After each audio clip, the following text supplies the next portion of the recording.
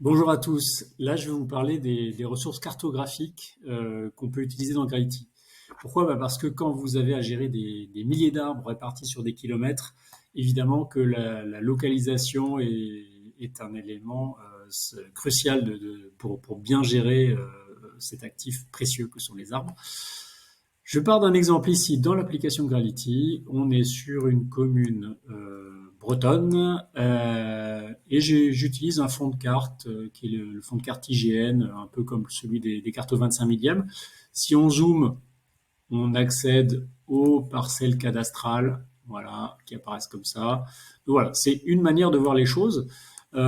Évidemment, on utilise souvent chez Gravity les photos aériennes. Alors, pour gérer les affichages, vous avez le bouton magique en bas à gauche. Et dans la partie gauche, là, vous avez les fonds de cartes déjà disponibles par défaut, en fait, dans le projet Gravity. Donc ici, vous avez les vues aériennes Google. Voilà, que tout le monde connaît. Hein. Donc c'est ce qu'on appelle les vues satellites, qui en fait sont plutôt des vues en avion, qui sont d'une définition à laquelle on est habitué, c'est-à-dire c'est bien pour voir de loin, mais si on se rapproche, les arbres ressemblent assez vite à une soupe de pixels. Les voitures, voilà, on devine que c'est une voiture, mais enfin, de là à dire le modèle et tout ça, c'est pas ça. Donc la bonne nouvelle, c'est que l'Internet est plein de ressources cartographiques diverses et parfois de très bonne qualité. Et je prends un exemple ici, où je vais aller chercher. Alors comment? En cliquant sur le plus là, je vais aller chercher via Gravity une base de données de la métropole de Rennes. Il y en a plein dans tous les pays, que ce soit Belgique, France, il y a énormément de bases de données disponibles. Ça, c'en est une. J'ai collé donc l'URL dans ce champ. Je clique sur tester. Je donne un petit nom. Je vais l'appeler Rennes Map. Voilà. Et je choisis de la mettre soit en fond de carte, soit en couche supérieure. Bon, ici, je vais chercher des photos aériennes, donc je vais les mettre en fond de carte. Si je les mets en couche, mais il y a des infos qui est intéressant de mettre par-dessus, par exemple les contours de parcelles cadastrales, des zones à risque, etc., etc. Ça, on peut les mettre en overlay. Et à ce moment-là, on gère la transparence s'il y a besoin. Ici, on voit qu'il y a énormément. Donc chaque ligne de ce menu déroulant, c'est un type d'info retourné par cette source. Donc il y en a des dizaines et des dizaines.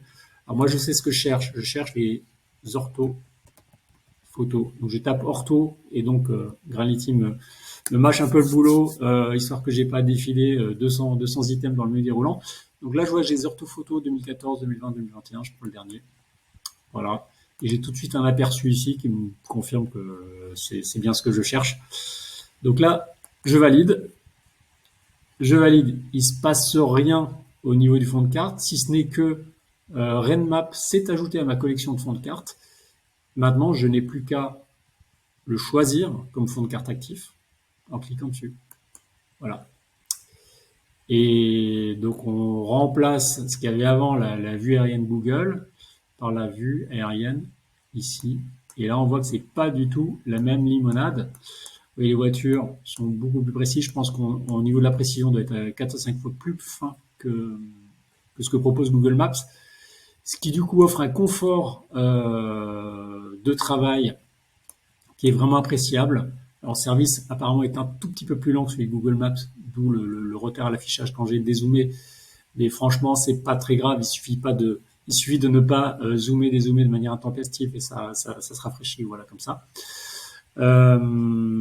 Mais voilà, quand vous avez à localiser des arbres, à vérifier des choses sur une base de données qui a, bon, ici, on va dire 2 ans et demi, c'est pas mal, vraiment, et notamment une base, enfin un fond de carte photo précis, ça facilite grandement l'utilisation de notre outil d'intelligence artificielle que je montre dans une autre vidéo.